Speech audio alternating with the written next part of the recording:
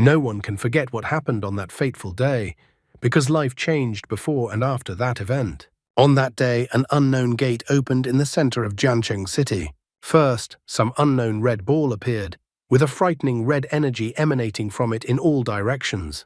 This balloon began to expand and turned into a gigantic gate that was capable of closing the sky itself. The inhabitants of the city certainly did not expect such an incredible turn of events, and as if frozen, looking at the red gate, from where various limbs with eyes began to appear at once. From the gate rushed 100 indescribable and frightening monsters, whose nature people did not have time to determine. At first, the creatures resembled insects, but as other gates opened, mythical creatures from legends began to appear in horrifying guises. Eventually, all of these monsters were given a name and became known as the monsters of the Cataclysm. People tried to flee from these terrifying monsters, trying every possible way to save their lives, but their efforts were in vain. The Cataclysm monsters devastated the entire city, and humanity was defenseless against them. Cities one after another collapsed under their merciless onslaught. No one could escape. One family and child were completely powerless. The child was crying and telling his mom how scared he was. It was no wonder, for a giant and frightening monster had appeared in front of them and was eager to eat them. The father of the family is still determined. The girl is in tears, as is the wife, but the father tries to reassure them that he will protect them. What else is a father supposed to say to his family when a giant monster jumps on them? The father doesn't give up and stands up for his family, holding back the monster's jaws with his hands, and suddenly some kind of aura envelops him. Maybe the gods had mercy on the humans, because with the appearance of the gate, some humans awakened the ability to fight these monsters. Soon after, people with abilities began to form guilds to fight the giant monsters of the Cataclysm. Humanity began to fight them, instead of being just food for the creatures. And we are introduced to the protagonist, whose name is Su Ye. He is the only person in this world who possesses the 5 elements: fire, water, lightning, wind and earth. He is also one of the few S-Class awakened. The guy is not that simple. He had gathered his own guild, and together with his guild, he was liberating cities from the siege of the Cataclysm monsters. The end was already visible on the horizon. There was not much left to defeat the monsters for good, and for mankind to return to its former life. However, something happened that Su Ye and his guild could not foresee despite their experience. All times were covered in a monstrous and frightening red aura, and there was also the smell of blood in the air as they had to face a frightening monster. This cataclysmic monster was completely different from the ones Su Ye and his guild had seen before. The existence of this cataclysm monster was beyond Su Ye's comprehension. The battle with this creature was bloody. It went on day and night. At the end of this battle, everyone died. Even Su Ye, awakened S-Class, was unable to defend himself. As a weakling, he could only watch as the monster tried to deliver the final blow. However, a girl jumps out of nowhere and cuts off the monster's arm with a slashing sword strike, saving Su Ye's life. The guy is surprised that Hong Yu is still alive. The girl is ready to fight to the end, but she asks Su Ye to back off while she restrains the monster. The girl tries to attack the monster, but despite the severed arm, the monster is still fast enough and attacks Hong Yu herself. But she manages to dodge. All this gives the girl time to take a fighting stance with her sword. She then delivers lightning-fast blows to the monster's still intact arm. She climbs onto the monster's surviving arm and starts running up it. The girl has a brilliant plan in her opinion. Since the monster has one eye, if she can blind it, Su Ye will have a chance to survive. However, the monster seems to have understood Hong Yu's intentions and calmly and easily dodged the girl's dissecting attack. All wounded and their last strength, Su Ye is watching the fight, and at this moment he pays attention to the monster's muzzle. At this moment, Su Ye sees the monster smiling while dodging the girl's attack. The guy even thinks regretfully about the monster mocking the pitiful humans. After the attack, the girl lands on a ladder made of earth created by the earth climbing technique. The guy doesn't want to leave the girl and calls her to run away with him. Hong Yu looks at him with that look that, well, nothing can be done to you. And then she starts running at the monster, attacking it with various styles. Landing after attacking behind the monster and putting her sword back in its scabbard, the girl declares that the guy really never listens to anyone. While the monster recovers from the attack on his eye, Hong Yu picks up the guy and says they need to run. Su Ye wonders if anyone else survived besides them. But the girl gives a negative answer because they're the only ones who survived. Clenching his teeth in anger and frustration, the guy can't believe this could have happened to him. However, it's still not all the disappointment in his life. As the monster impales Hong Yu, the monster pierces the girl's stomach with its tentacle. It's like an alien is coming out of her, and she helplessly just looks at her stomach. The monster grabs the girl and pulls her towards him. Hong Yu yells for the guy to run as fast as possible. It was at that moment that Su Ye finally realized that this frightening creature was not bullying them, but just playing with them. The monster right in front of the guy shows the spot where he lost his right arm, and then uses regeneration, easily regenerating his arm. The monster then, with the simplest of moves, lightning fast reaches Hong Yu, and she immediately dies. Su Ye, seeing how the girl died, becomes indescribably furious. His body covered in yellow lightning, his eyes burning. He uses all of his remaining strength, plus the strength generated from the rage, and rushes at the monster. Su Ye throws a huge fireball at the monster, but at the very last moment, the monster easily dodges the attack, as if continuing to play with the guy. Su Ye falls to the ground. He was left with no strength. He put all his strength into his last attack, and even so he missed and achieved nothing. All his comrades fell as he soon fell. However, even so the guy didn't give up. Already barely alive, he continued to crawl towards Hong Yu on his last breath.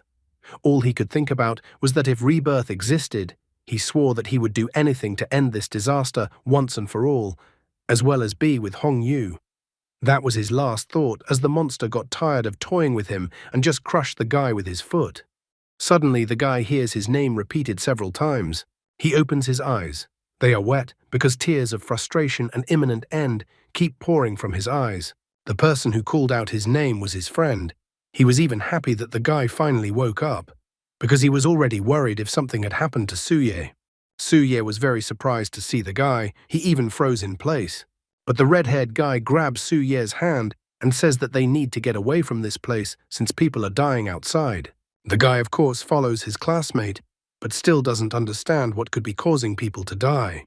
However, the answer to his question came to him instantly and clearly. Monsters attacked the school, and the students tried their best to escape from them, but not all of them succeeded. Some students were defeated and were eaten by the monsters. Su Ye notices an incredibly huge monster on the ceiling that is already sticking its tongue out to eat. Then the guy finally starts to realize his current situation, as it seems to be the attack of the cataclysm monsters in the school before the gate was even opened. Su Ye starts to run away with the rest of the students, wondering if what he asked for at the end has happened, and he has actually been reborn 10 years ago. The boy could hardly remember what had happened then, but it seemed to him that this was how he had gotten out of school last time. However, not everyone had survived last time, as the tentacles of the bloodthirsty monster had blocked this corridor. Even after 10 years, he still remembered all those cries for help, and how one of the girls called out to him to help. But last time, he and the others didn't have the courage to save the students because it was the first time they faced these monsters. So fear and instincts made them choose to run away. Not a good time found when to think of Hong Yu's demise and last words, as well as her death. However, all these thoughts and regrets gave the guy a determination that he didn't have last time. In his past life, he didn't know that he would awaken his abilities, much less the fact that he would become the strongest awakened S-grade and 9th stage mage. Normally, awakened ones were distinguished based on 2 characteristics. The first is the assessment of their potential strength by rating, starting from S-class and going all the way up to F-class. The second is their level of skill proficiency, which is divided into 9 stages. Stage 1 uses magic bombs. Stage 3 uses magic blasts. The strongest stage, Stage 9, uses emerald flashes of flame. Su Ye was wondering which stage he was currently at when everything had just started. After looking at his hands and trying to check it, he realizes that only the first stage is available to him for now. Taking a look at the monster, he notices that his abilities are too limited right now, so defeating this monster alone is hardly something he can do. However, the red-haired guy grabs Su Ye's hand and wonders why he got up, and if Su Ye wants to go back and save the guys. The guy tells Su Ye not to be foolish, because even those who were captured by that monster were stronger than Su Ye. Su Ye only regretfully realizes that the guy is right. Even if Su Ye goes to help the guys now, there will be only one end. But didn't he follow the path of a hero? Because if he follows the path from his past life, at least he will be able to share what he knows. He had almost made up his mind to run away again when suddenly, all of a sudden, someone's shout for the monster to let the disciples go comes to Suye. As it turned out, the two teachers, completely useless and powerless, grabbed some cleaning brushes and rushed towards the monster to protect their students. The teacher also manages to reprimand Suye and Wang Xiang that they have no brains at all for standing there. The teacher tells them to get out of here immediately using the escape routes. Suye sees how Teacher Niu and Teacher Ma didn't escape anywhere. They were the strictest teachers in this school. Among themselves, the students called these teachers Oxhead and Horsetail. After the disaster, they disappeared without a trace, but some of the students said they saw them fleeing from the scene. It was even rumored that they were ashamed to return to the school because they were unable to protect the students at the critical moment. So much were they hated by the students and lied so brazenly when these teachers were so brave and responsible that they didn't leave the students in trouble. Suye also didn't think that the teachers had actually died fighting for their students. Of course, all the teachers' attacks against the monster with brush and mop failed. One of the students, with tears in her eyes, bound hand and foot by the monster, begs the teacher to save her. From this helplessness, the teachers can't do anything and yell at the monster to let their student go immediately. The teachers then poke their brushes and mops at the monster again as it opens its horrifying maw to eat them. The monster easily throws off the two teachers, who are obviously no match for the monster, as they are ordinary people who can't compete with the cataclysmic monster. One of the teachers is still on his feet, but the monster sees this and attacks him to finish him off. The teacher got into a protective stance instinctively, even though he knew it wouldn't help. However, nothing happened. When the teacher opened his eyes, he realized why the attack didn't reach him. Suye, their student, had held back the monster's attack. The teacher reprimanded the kid that what a rascal he was. The teacher, on the other hand, told Suye to run away, and now they have one more problem because of him. Why does this rascal never listen to the teacher, especially now is not the time to be stubborn? Suye only replies that maybe it's all because the teacher called him quite rightly that he's a stubborn rascal. Suye then uses all the strength he has at the moment and attacks the monster, his hands wrapped in blue lightning. Suye, even with the meager strength he had now, barely managed to push the monster away. However, the monster would be quite hard to defeat, as the monster immediately attacks the guy with a slashing strike, but the guy somehow manages to dodge. The bloodthirsty monster is not going to stop there and attacks the poor guy who decided not to run away like last time. Suye manages to dodge these almost deadly attacks with great difficulty, even though he is only at the first stage now, but even this first stage gives him a lot of strength and speed, which once again helps him dodge the deadly attacks. However, he is still an awakened mage, and mages are not known to be very strong in close combat. That's why mages rely on spells, but awakened mages of the first class suffer from a lack of mana. All awakened are divided into 6 main classes: marksman, support, assassin, warrior, mage, and tank. Mages are considered the weakest of the first class. This is due to the fact that mana reserves are too limited. There are 2 ways to realize the abilities of mages. The first is to spend your mage to create magical element-forming abilities. This ability is incredibly powerful, but the downside of this is that it uses up too much mana. The second is to manipulate the elements of the elements around to create skills. This option has lower mana consumption than the first. Due to the lack of mana, first-class mages cannot conjure strong abilities and control a lot of element. To explain it in simple terms, the lack of mana prevents you from casting spells when you want to. Since Suye is only a level 1 mage, it would be more effective for him to control the elements of the weaker elements to defeat the monster. The monster for some reason gives him time to think, which he uses to his advantage. He thinks about the fact that the earth elemental elements are prevalent around him right now, but the school building is concrete, so it would be hard for him to control it with his current mana. The fire elements are too few for him, and they are useless against this monster. The kid ponders what he should do then, what to do in this situation. However, the monster is tired of waiting, and he attacks the boy again. Suye manages to dodge again, but he notices that it seems to be a deceptive maneuver from the monster, and he attacks him with a second tentacle. From this blow, the guy can no longer dodge, and the monster throws him upwards, throwing him quite a distance. While the guy was trying to recover from the fall, the monster had already opened its mouth and was about to take a bite out of the guy. However, the fearful Wang Xiang comes to the rescue of a friend and uses a fire extinguisher against the monster and then asks the guy to run away. When the guy saw the aftermath of the fire extinguisher in front of him, he had a brilliant idea in his head. Turning around, he asks the teachers to pick up the students and leave the place immediately. The teachers, of course, are overly responsible men. They start to resent this fact and don't understand what the guy is up to. Besides, they certainly can't leave their student to be torn apart by a monster. However, the rascal Su-ye just teaches to believe him this time, as he will be able to defeat the monster and knows how they all get out safely. One of the teachers still resists, but the other teacher sees the guy's determination and asks the man to trust Su-ye. The boy remembers New's teacher telling the students about a very interesting reaction in one of his classes.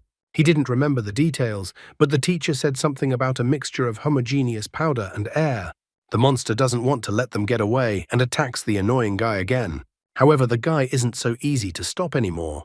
If you mix that same powder and air in a confined space, and then he's going to set it on fire. Teacher New seems surprised that Su-ye's dummy was listening to him. The guy then sets it on fire and thinks it will help create a dust explosion. However, Teacher New yells at him because he thinks he's an idiot and that he didn't listen to the teacher well because the powder in the fire extinguisher is inert. So naturally, with his useless attacks, he only wasted mana, but the monster jumps out of the fog again and is about to finally eat the young man. However, this time he is saved by Wang Xiang and the two teachers, who pushed the monster away with their bodies. The guy is a real lucky guy. Teacher New yells at his student that he's a fool for wanting to set the fire extinguisher on fire. How did he even think of that? And did he really teach Su-ye that? New's teacher reprimands him for daring to risk everyone's lives by using a reaction that he doesn't even remember the consequences of. The monster behind their backs doesn't care about their scolding and tries to attack again. The monster is already pitiful even. Su-ye suddenly notices a bare wire, and he has another crazy idea. The teachers notice that the monster is attacking them again. This time it already seems to be the end. Su-ye pushes the teachers aside and rushes at the monster at full speed. The monster attacks the guy again. Su-ye dodges and catches the second attack of the monster with his hands, who decided to do the same thing as last time, but this time the guy is ready for it. Su-ye notes that since he's not that good at chemistry, then he decides to use physics. His palm starts to emit like electricity. Suddenly, he shoots electricity from his hand, which flies towards the monster. When the electricity attack hits the monster's face, the guy's electricity also hits the tentacle he's holding in his hand. From such a monstrous attack by a mage, even at first stage, the monster got all gnarled up and then fell down. Teachers who are worthy of their title of teacher immediately rush towards their student. Teachers wonder what it was, how the current went through the guy and didn't hurt him. The other teacher wondered how the guy controlled the dust and how he was able to create a flame in his hand. Even Wang Xiang is surprised. Is Su-ye a super strong guy like in the movies? All their questions are interrupted by the rain that suddenly fell, but it wasn't a normal rain as it was black rain. All of this only helps Su-ye realize that in exactly 2 weeks, the first gate will open. It was after the gate opened that countless monsters would pour into the world, and in an instant, Jiancheng would be completely destroyed. The story that happened in his past life is once again on the same tracks. And Su-ye once again remains as pitiful in the eyes of the creature that so carelessly massacred him and his guild last time. Su-ye is left to watch helplessly as the disaster repeats itself once again. Wang Xiang calls out to the guy. He says that possessing such superpowers is not bad. Wang Xiang thinks that the guy was afraid that his life would be in danger if the others found out that Su-ye is from the Awakened Ones. Wang Xiang even declares that if evil organizations try to kidnap a friend for experiments, he won't let them hurt him. Su-ye only calls the guy an idiot, but Wang Xiang is serious. He declares that although he is a timid person, greedy and a bit stupid, but Su-ye should remember that Wang Xiang's family is rich, so they will be able to gather capable guys to guard Su-ye. The guy feels a weight on his shoulders because only he knows about the terrible things that will happen very soon. But suddenly, Wang Xiang's words resonate in his soul and a plan matures. It turns out Wang Xiang wants to gather capable guys to guard the guy. That means you can find your comrades as soon as possible. Will Su-ye be able to gather his guys, and what will he do next? What do you think? Soon all students and teachers return to school as if the horrors and deaths of students and teachers had never happened. Some seats in the classroom were empty. Wang Xiang sat at his desk and was bored. The only thing he was happy about was that classes were finally over. The others in the class were also behaving as usual. The only question that Wang Xiang was worried about was where Su Ye had gone. Wang Xiang looked at the police officers who were interviewing the teachers and thought about his friend. Wang Xiang even speculated that Su Ye might not trust him.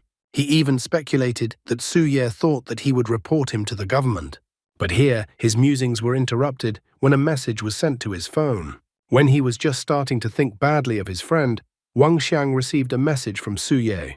The friend suggested to meet at Kongqi food stall on Changfeng Street.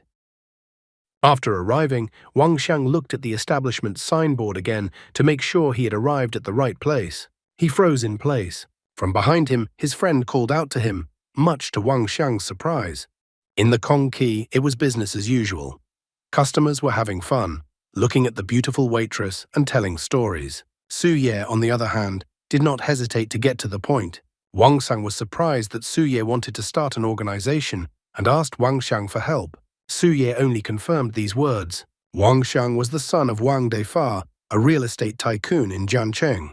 Wang Xiang immediately points out that everything can be solved with finances and documents, but they still have college exams this year. Therefore, Wang Xiang does not understand why Su Ye would want to do this. Su Ye didn't dodge the questions and immediately told his friend that soon the college entrance exams won't mean anything at all. Especially tomorrow, monsters would already appear here, and there would only be more monsters in the future. In a month's time, Jiancheng will be hit by the first wave of monsters. Hundreds of monsters will invade the city. The monsters will destroy Jiancheng, leaving only ruins from the city. Wang Xiang is shocked, plus if the monsters destroy Jiancheng, he doesn't understand why Su Ye would create an organization. Su Ye explains that all this is needed is to stop the wave of monsters. In a month, he plans to gather a group of future awakened ones. These people haven't encountered monsters yet. Therefore, it will be easier to hire these people now and bring them up to speed later. Also, according to Su Ye's plans, there are many ordinary people needed, who don't have abilities so that they can help develop weapons against the destruction monsters. And all this will also help to monetize the resources of the other world. In addition, there will be many different guilds in the future, and one should create their own as soon as possible. Wang Xiang believes Su Ye, but only because he is his friend. Su Ye is happy because he knew that Wang Xiang is the only one he can trust. Wang Xiang started to turn his head around, looking for the waitress. He didn't understand why it took so long for the waitress to come to their table. Meanwhile, the waitress was serving other customers. One of the visitors remarked that the place was doing well, but the atmosphere seemed kind of strange to him. Wang Xiang wondered why Su Ye had chosen this particular place. Did this place really sell a specialty dish? Business was booming here. However, Su Ye informed his friend that they had come to this particular eatery for a reason. After all, this was the place where one of the future awakened ones worked. He glanced at the waitress, confirming his words. Wang Xiang is surprised, and is it really that beautiful waitress? He wonders how Su Ye knew that she would soon have abilities. Su Ye's face is covered in cold sweat, and he reports that he can just feel the aura of the awakened ones. In fact, Su Ye just couldn't tell his friend that he came from the future. After all, ordinary people would find it delusional. Blushing all red, Su Ye notes that this beautiful girl is not a random waitress. Wang Xiang is tired of waiting already, and he doesn't understand anything, so he decides to place his order through the app. In the future, the girl will become the world's only S-rank healer, and will be known as the Forbidden Priest Kong Yiyao. As a rule, awakened supports are the lowest in class because of their weak combat abilities, and awakened healers are the weakest among the support. However, despite all this, Kong Yiyao possesses strong healing abilities. Normally, healing magic works by speeding up metabolism, but Kong Yiyao's healing magic uses the principle of regeneration. The girl could use her ability on several people at a time. All of this allowed her guild, the Saint Palace Knights, to become the best guild among S-rank awakened guilds and stand on par with S-rank battle awakened guilds. If only Kong Yiyao had been in Su Ye's guild at that moment, perhaps they wouldn't have lost. Wang Xiang apparently likes to eat, and he was too tired to wait for the waitress to approach them, and he was also having trouble with the app, so he yelled at the entire place. The customers, who had been having fun and pleasant conversations recently, were extremely unhappy with this behavior and looked at the guys angrily. Kong Yiyao also paid attention to the guys after this shouting. Su Ye asked his friend to be quiet. They were already being stared at angrily because of this shouting. Kong Yiyao, after that shouting, Wang Xiang finally came to their table. She apologized for making them wait so long. The waitress announced that she was ready to take their order. The guys were clearly unprepared for this, and their gazes went clearly not into the waitress's eyes. Su Ye, with a red face because the girl was so close to him, started muttering his order. Kong Yi decided to clarify and asked if they needed anything else. Su Ye decided that they didn't need anything else. Right now, Kong Yi's character and aura were completely different from how Su Ye remembered her. Kong Yi had once killed a man because he touched her. Therefore, Su Ye was unaccustomed to seeing the girl so timid before her awakening. The guy speculated that perhaps Kong Yi would be changed by the events that would happen to her in the future. Deciding not to miss his chance, Su Ye called out to Kong Yi. Turning around, the girl asked if they wanted to order anything else. Su Ye went on the attack and asked Kong Yi to talk to her after her shift was over. The girl even got embarrassed, and all the men stared angrily at Su Ye. The guy didn't understand why absolutely everyone was looking at him like that at all. Kong Yi embarrassedly agreed to Su Ye's proposal. However, the malevolent gazes of the men did not leave the guy. Su Ye looked around and breathed a sigh of relief and was glad that Kong Yi had agreed. Otherwise, the situation would have been extremely awkward. However, the visitors' reactions were too strange. It was as if Su Ye had broken some unspoken rule. Here he would be surprised when he found out about the idols. Wang Xiang grabbed his friend's hand and asked him to look at something. Su Ye was simply shocked when he saw what was on Wang Xiang's phone. On the phone, he saw many pictures of the girl.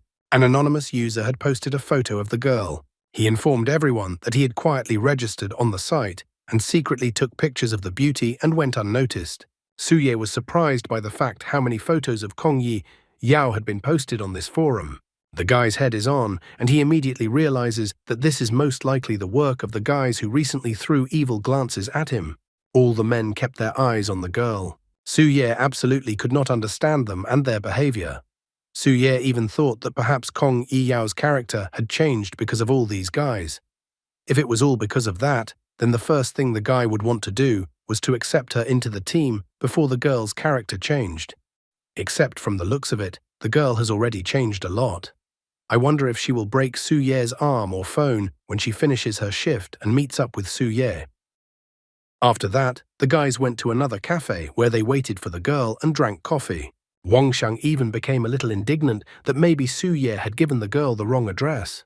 They waited for a very long time and drank a huge amount of glasses of coffee. Su Ye had prepared for something like this, so he made 2 notes in case he lost one of them. He took out the second note and held it out for Wang Xiang to take a look at. After looking at the note, they made sure that everything was listed correctly and there was no mistake. In the end, they decided that the girl had decided not to come to the meeting. Meanwhile, the guy's note ended up lying in the trash since the girl had thrown it away. Kong Yi stood by the mirror and looked at herself while she changed her clothes. Suddenly, the door of her room opened and a typical pervert appeared from behind the door. He inquired if the girl had already left. Quickly throwing on her outer clothes, the girl confirmed that she was already leaving. The pervert wonders if she has money, and he, as her uncle, agrees to give her some money if she wants. Kong Yi, trying to look good-natured, thanks the man and informs him that she still has money. However, the man grabs the girl's hand and puts some bills in her hand. As he continues to touch the girl's hand, the pervert informs her that it is dangerous for the girl to walk down the street at night without money and let her call a cab. However, Kong Yi, clearly with advancing signs of vomiting, refuses the money and throws it away. She decides to run away, pretending she has an urgent meeting and they'll see each other tomorrow at work. But the pervert is not so simple, because he is also a stalker. When he looks in the trash can, he notices a note from a guy, and he remembers the day's invitation, so he knows where the girl is going. The 2 stalkers also set up near the agreed place. The blonde man complained that the girl hadn't arrived yet. The other man had been following the girl for the rest of the day and didn't understand why the girl had taken so long to show up. The man informs the blonde man that something they are doing is in fact a crime. The blonde man realizes this, but the girl is a beauty and she's an online celebrity. So if they get some shots of her, they can forget about the financial problems for a while. The blonde remembered that the girl stays at home after work, so they won't have another opportunity. However, today an idiot asked the girl out on a date, so the blonde is wondering if the girl will go out or not. Finally, they notice Kong Yi walking out of the building. The other man followed the girl. The blonde man came out in front of the girl and deliberately made them collide. The blonde man even started to complain that she ran into him with her head and that he was now in pain. The girl apologized and tried to sneak out of the place as soon as possible. However, the man grabbed her arm and approached her. Kong Yi-yo inquired what he wanted to do to her. In response, the guy points out to her that she herself should have realized by now. Kong Yi-yo asked the man not to do anything to her.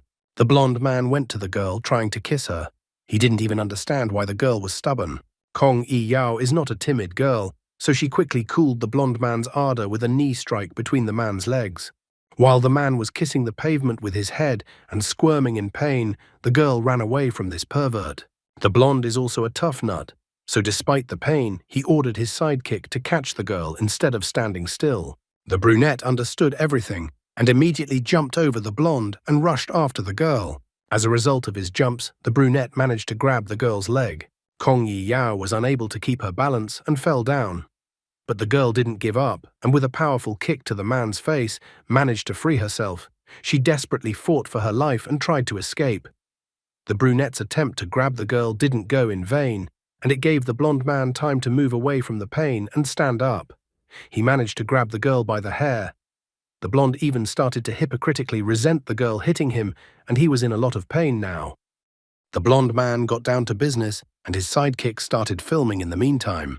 Kong Yi-yo asked that the blonde man didn't even do it, and especially she didn't want to, except the blonde man stated that he wanted to do a lot of things. In the next instant, the blonde man's face met someone's shoe. Of course, it turned out to be none other than Su-ye. He easily threw the blonde man into a tree with just one kick. The other man didn't stand aside. He was outraged that some bastard dared to attack his brother and tried to attack Su-ye.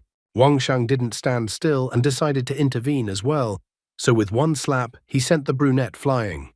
The blonde stood up even after such a blow. He took out a cold weapon from his pants and rushed towards Su-ye. Wang Shang shouted to his friend to be more careful. Su-ye, on the other hand, easily dodged all of the blonde man's attacks. When Su-ye got tired of dodging the blonde man's attacks, he easily grabbed the knife with 3 fingers. After that, Su-ye sent the blonde man flying with a deft punch to the jaw. While the blonde was in flight, Kong Yi-yo was shocked by what had just appeared before her eyes.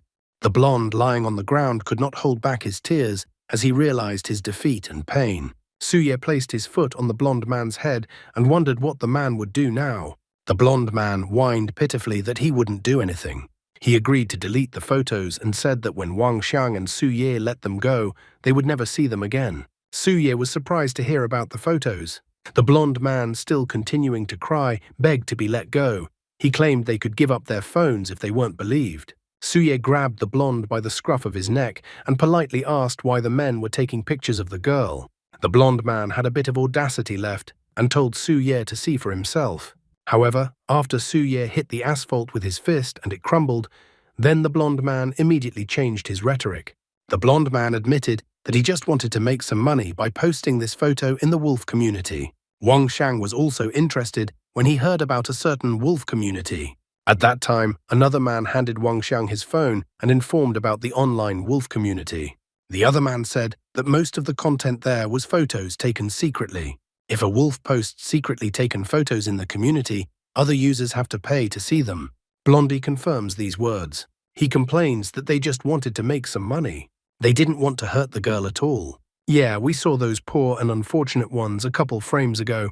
Su-ye wonders why they chose Kong Yi-yo specifically. Wang Shang also agrees that it can't be just a coincidence. As he remembered, most people specifically came to Kong Yi's diner to discreetly take pictures of the girl. Kong Yi-yo herself moved closer to Su-ye and the blonde man, and the two paid attention to her. The blonde man hesitated to answer, then Su-ye no longer asked the blonde man so politely to answer. The blonde man's face was covered in cold sweat, and he confessed that he thought the girl was promiscuous. Su-ye was infuriated by this. He thought that the blonde was lying to him. However, seeing the guy's reaction, the blonde immediately got scared and almost cried. He swore that he wasn't lying. After that, the blonde guy handed Su-ye his phone and asked him to look into his phone. Su-ye was shocked when he saw what was on the blonde man's phone. The blonde man also said that most of the pictures of the girl in the community were taken intentionally. Many speculated that Kong Yi Yao had made an agreement with her boyfriend to post pictures of her posing as a girl of easy behavior, and the photos were posted to supposedly promote the diner.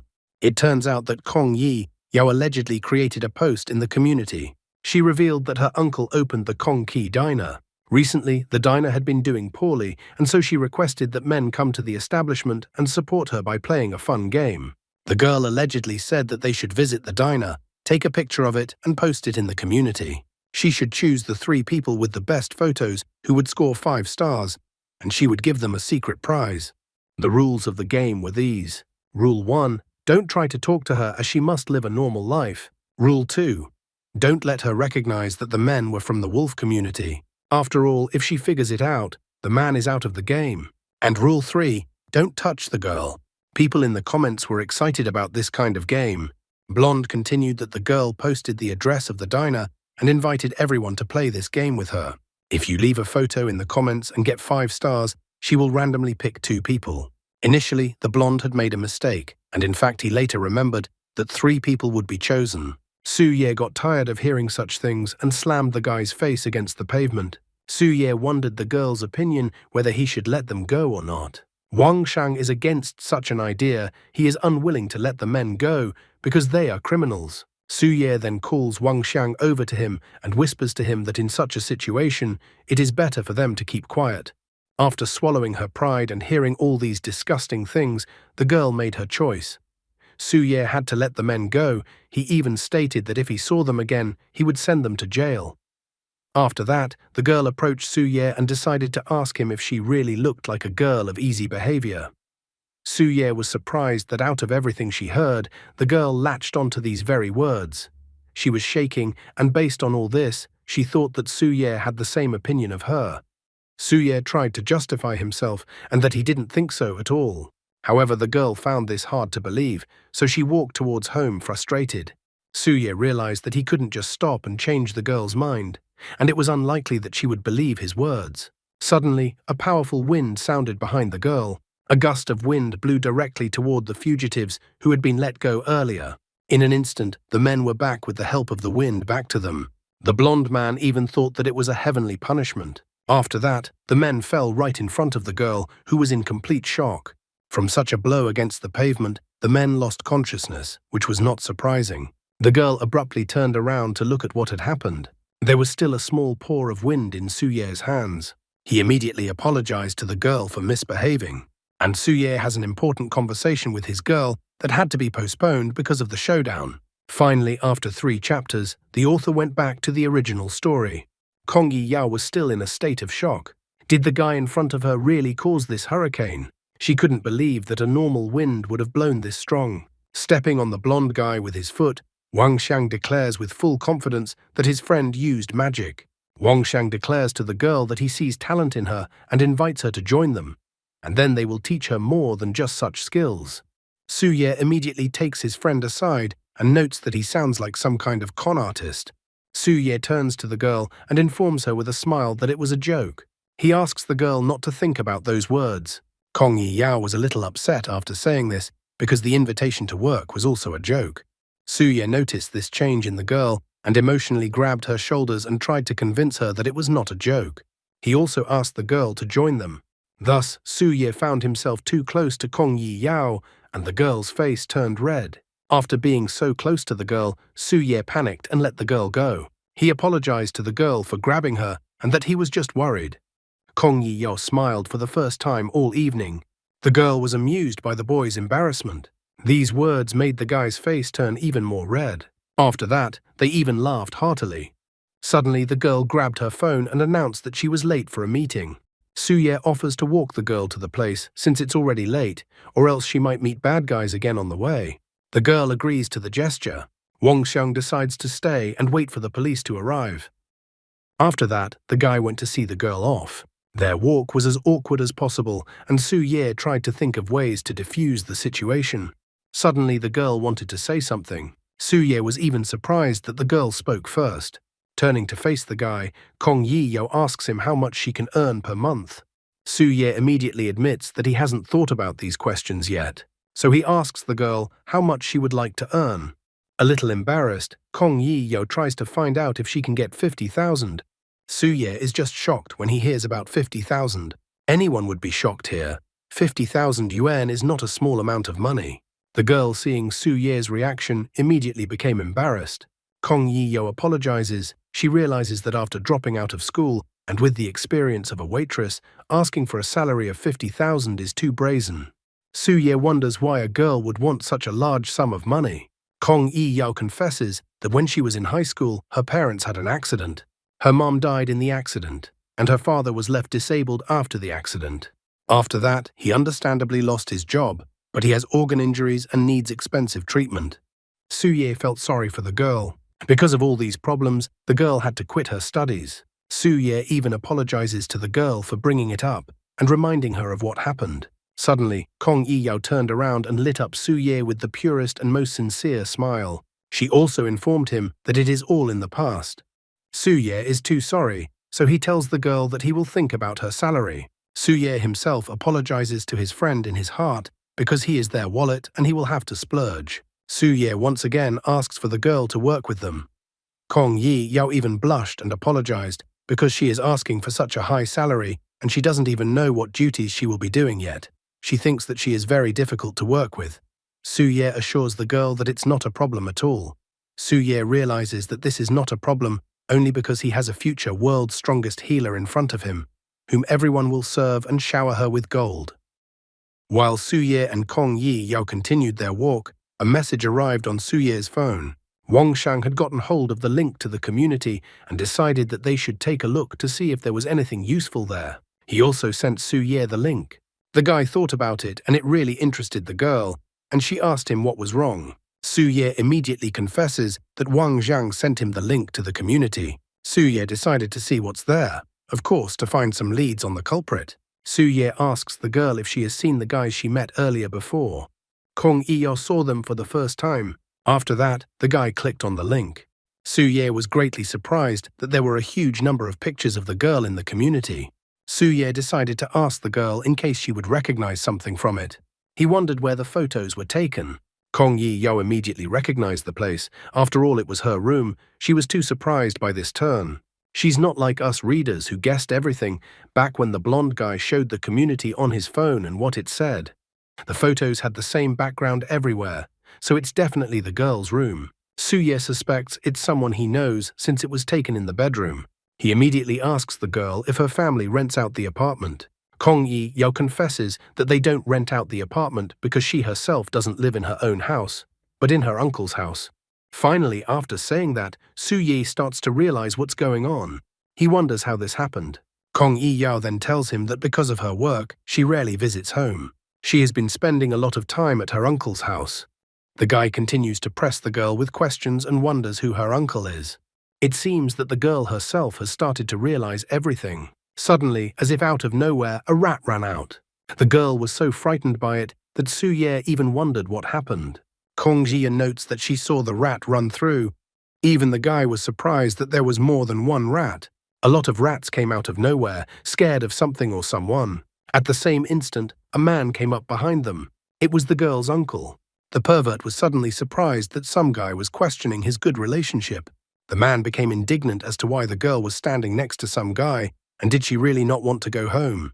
The uncle grabbed the girl's arm. He was indignant that when he asked the girl what she was going to do in the evening, she did not answer him, but went out with some guy. The girl defends the guy and admits that he is not like that, and that he is her friend. This even amused the pervert. The uncle reminds her that has the girl forgotten what her friends did in high school? In the early days of high school, you all get along just fine. She made friends of her own in high school, just fine. However, after a guy her friend liked gave a love letter to her, the friend freaked out and decided to get back at the girl. Her uncle points out that these friends will start doing such things because of any little thing. And after that, her friends turned their backs on the girl. On the school desk of Kong Yi-yo began to appear death wishes, as well as all sorts of insults. All year long, the girls have been bullying Kong Yi-yo. The uncle is outraged that the girl has a new so-called friend. He thinks he's a parent, and that he's worried about her, or he's worried about his business, or his meeting with the cops. The uncle complains that the girl is sure to be fooled again at work. He's outraged because the girl hasn't thought about what she'll do after she's betrayed again. The uncle decided to teach the impudent man a lesson and put his hand on his head. However, this was a big mistake, for Suye immediately grabs the man's hand. Suye notices that the man is apparently talking about himself. Uncle doesn't understand what he is talking about. After grabbing just one finger, Suye sits the man on the ground. The uncle panics and asks the guy to let him go. When Suye let go of the man's finger, the man fell to the ground by inertia. After that, Suye took the phone and approached the man. He told the man to repent and confess that he took the pictures. At the same instant they were interrupted, a shaking started. It was as if an earthquake had started. There was a reason the rats were running away. A monstrous, devil-like energy began to materialize and pour out in the air. Suye immediately realized that it looked like a portal was appearing in front of him. The gusts of wind were pushing people away like this. The portal materialized, and a bony hand with long claws appeared in the same second. Suye was surprised. After all, these were elite rank sirens. What would Suye do with these elite monsters that he didn't expect? A small digression from the plot that not many people are interested in. I'm not surprised at all that this manhwa ended so quickly. It's not the end. There are 3 more chapters, 9, 10, 11. The author apparently decided that the initial 3 chapters did a great job of immersing us in the story, which means we need to slow the story down. Suddenly the story, which was about monsters and preparations for the monster invasion, turned into a story about some perverts, fights with hooligans, police and so on. It's like it's just a regular high school manhwa.